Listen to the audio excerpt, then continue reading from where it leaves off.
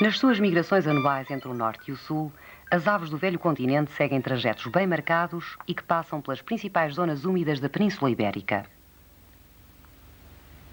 Uma das áreas mais utilizadas é a Península de Setúbal, onde se situam as reservas naturais dos estuários do Sado e do Tejo e a Lagoa da Albufeira. Por esta zona úmida, enquadrada pelo Parque Natural da Serra da Arrábida e pela paisagem protegida da arriba fóssil da Costa da Caparica, passa, pois, uma das importantes correntes migratórias da avifauna paleártica.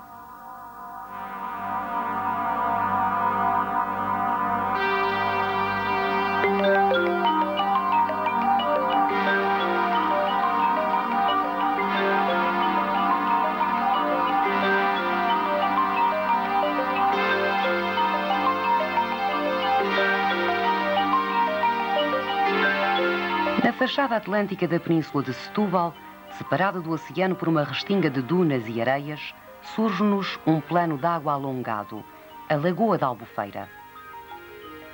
Primeiramente encaixada entre dunas e meados de grandes dimensões, mais para o interior é enquadrada por dunas erosionadas e zonas aplanadas. Trata-se do ambiente típico de um antigo vale fluvial que foi transformado em ria quando, após as últimas glaciações, o nível da água do mar subiu.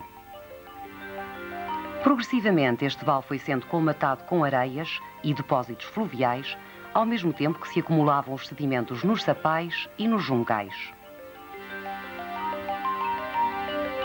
A sua localização, próxima do litoral, com ligações periódicas ao mar, é característica de uma lagoa costeira, onde alternam ciclicamente condições lagunares e condições estuarinas. Na Lagoa Grande e na Lagoa Média dominam sobretudo as condições lagunares de água salobre. Na sua zona mais interior, são as condições típicas dos ecossistemas de água doce que são dominantes. Esta evolução natural tem sido, porém, contrariada pelo homem, que desde há séculos tem artificialmente criado uma abertura entre o mar e a lagoa. A montante localiza-se uma depressão que apenas é alagada temporariamente durante as cheias. Trata-se do vestígio de uma antiga lagoa, hoje colmatada por sedimentos e que é conhecida pela Lagoa Temporária da Estacada. Um pouco a sul, em Alfarim, encontramos igualmente um tipo de paisagem que nos dá uma ideia do que poderia ser a evolução da lagoa. Estamos, pois, perante uma situação em que o dinamismo natural da Lagoa da Albufeira a levaria a desaparecer mais tarde ou mais cedo. A primeira zona a ser afetada seria precisamente a mais interior e a mais rica, a Lagoa Pequena. É este elevado dinamismo que implica a intervenção direta do homem nas ações de conservação da natureza. Aqui, conservar é, em parte, impedir que os ecossistemas evoluam naturalmente para estruturas de menor interesse ecológico. E, neste caso, o interesse reside na sua função como refúgio da avifauna paleártica e como zona de reprodução de espécies piscícolas costeiras.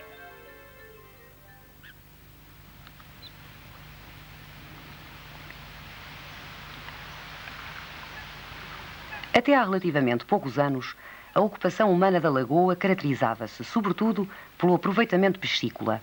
Existiam pequenas comunidades de pescadores, ocupantes de povoados litorais temporários, fora dos períodos de inverno mais rigorosos. O recurso, porém, a certas práticas de pesca, desde há muito que tem provocado perturbações à fauna aquática ribeirinha. As margens da lagoa, por seu turno, constituídas sobretudo por zonas de charneca e alagadiças, eram aproveitadas para a prática da caça, a recolha de lenha e o pastoreio de gado. Desde o fim do século passado que este tipo de ocupação se intensificou. Criaram-se explorações fixas de gado bovino e cavalar.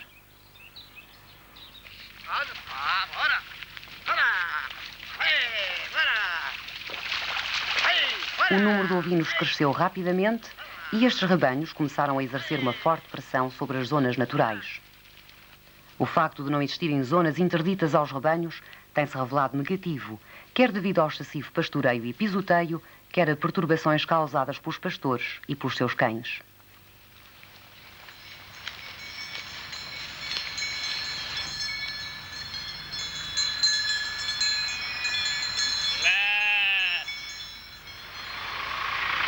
Nas zonas baixas, mais ricas, os campos foram arroteados e instalaram-se explorações agrícolas. Trata-se de uma agricultura intensiva, com recurso a adubos químicos, a pesticidas e a herbicidas, que, drenados para a lagoa, a têm vindo a poluir.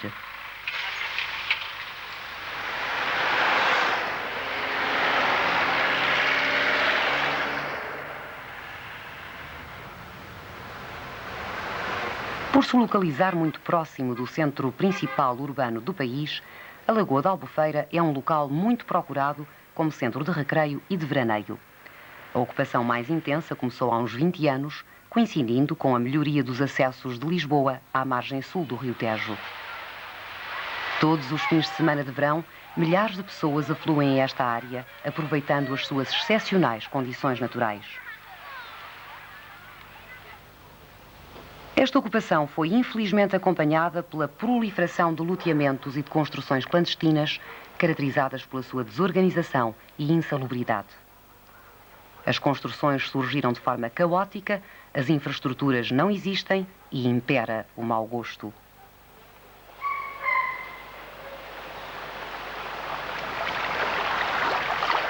A Lagoa da Albufeira, mercê da sua situação privilegiada em relação à Grande Lisboa, tornou-se nos últimos anos um polo de atração para muitos milhares de pessoas que a procuravam pela beleza das suas paisagens e pelas potencialidades que ela oferecia no recreio e no lazer. No entanto, esta excessiva pressão conduziu a resultados desastrosos em todo o ecossistema e em especial à sua fauna, em que, por exemplo, as aves migratórias sofreram reduções substanciais no número das suas populações. Tornava-se assim necessário que fossem tomadas medidas de fundo, de forma a restituir a toda esta área a beleza e a qualidade que, no fundo, eram a razão de ser da sua atratividade. Deste modo, e por decisão governamental que teve o apoio da autarquia local, foi decidido avançar com um plano parcial de urbanização das áreas degradadas e de recuperação da Lagoa Pequena. Delimitaram-se assim as zonas urbanizáveis e as áreas agrícolas. Protegeram-se áreas de matos e de dunas, assim como as margens da lagoa. E a fim de impedir novas degradações, até à entrada em vigor do plano, foi aplicado um diploma com medidas cautelares e preventivas.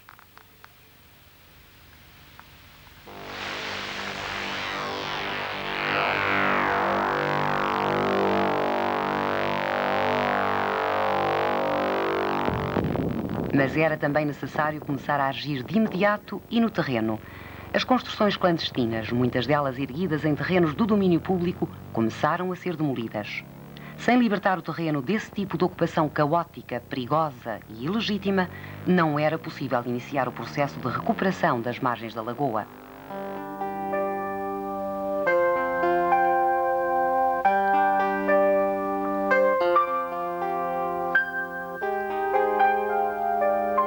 Alternativamente, começaram a surgir, nas margens da lagoa, instalações de apoio às atividades tradicionais, nomeadamente à pesca.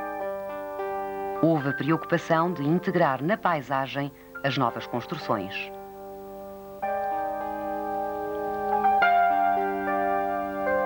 Foi criado um corpo de fiscais que, ao longo das margens e com o apoio de barcos, começou a velar pelo cumprimento das novas regras criadas para proteger o meio natural.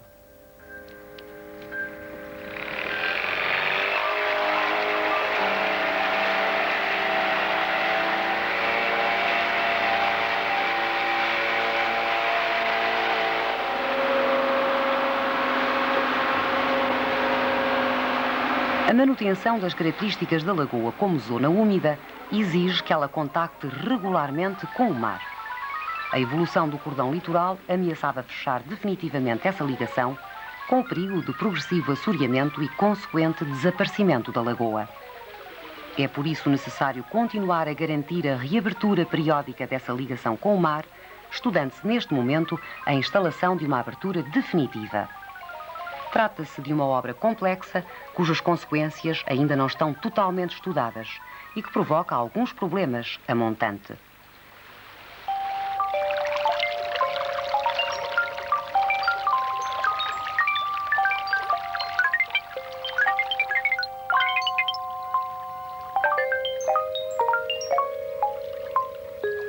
A descida muito rápida do nível das águas pode apanhar desprevenida uma grande quantidade de peixes que ficam presos nas zonas repentinamente postas a descoberto.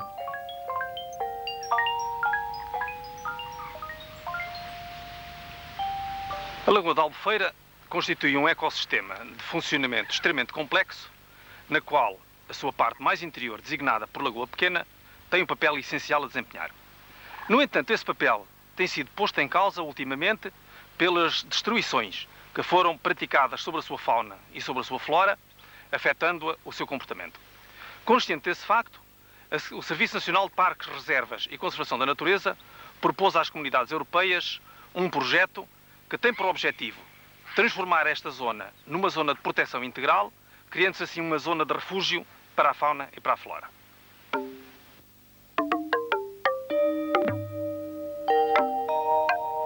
O projeto de recuperação e de gestão da Lagoa Pequena implicou investimentos elevados, uma vez que era necessário começar por proteger uma área que estava a ser muito devassada.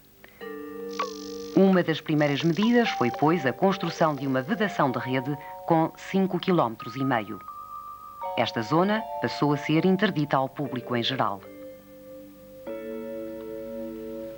A necessidade de estudar e de acompanhar a evolução deste ecossistema levou também à criação de centros de apoio à investigação.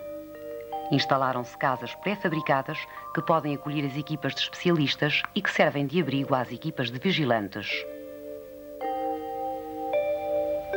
Os estudos realizados abarcaram diferentes domínios, desde o solo e a hidrologia até à vegetação e à fauna. O objetivo foi dar meios para assegurar a qualidade e a diversidade dos habitats e o seu adequado maneio, assim como permitir o controlo da quantidade e da qualidade das águas. A partir destes estudos de base, foi possível cartografar detalhadamente toda a área da Lagoa Pequena. Com base no ordenamento da Lagoa Pequena, foram elaborados, por equipas especializadas, diversos estudos sobre a situação atual, potencial e processos dinâmicos envolvidos relativamente ao solo, à vegetação e à fauna.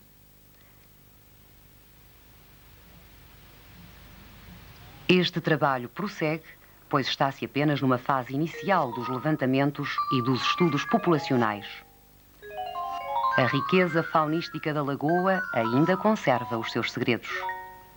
O levantamento entomológico realizado em 1988 revelou já a existência de 150 espécies diferentes de insetos. Simultaneamente, a caracterização do coberto vegetal permitiu definir as estações onde ocorrem espécies que devem ser protegidas. Também se delimitaram áreas de proteção integral que irão servir de referência